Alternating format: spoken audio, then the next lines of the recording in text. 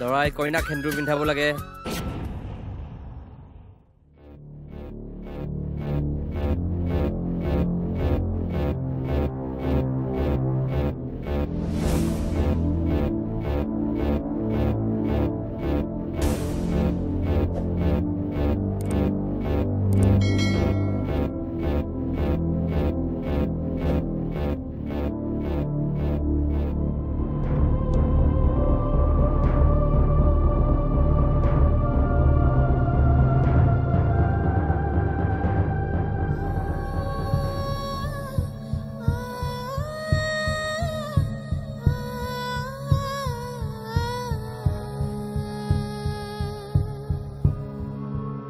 মাল্যদানৰ কাৰণে দৰা কইনা থিয় হ'ব লাগে।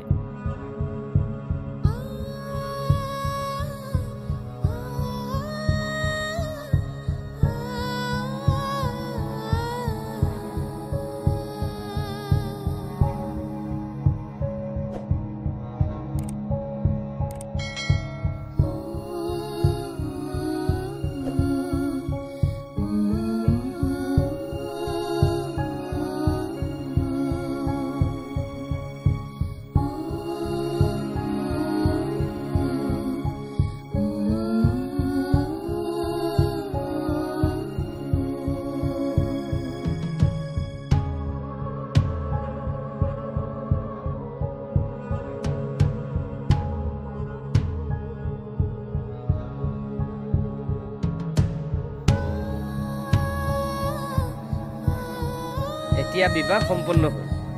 দৰা কইনা দুয়ো ইষ্ট দেৱতাক সেৱা কৰি ৰাইজৰ আশীৰ্বাদ ল'ব লাগে।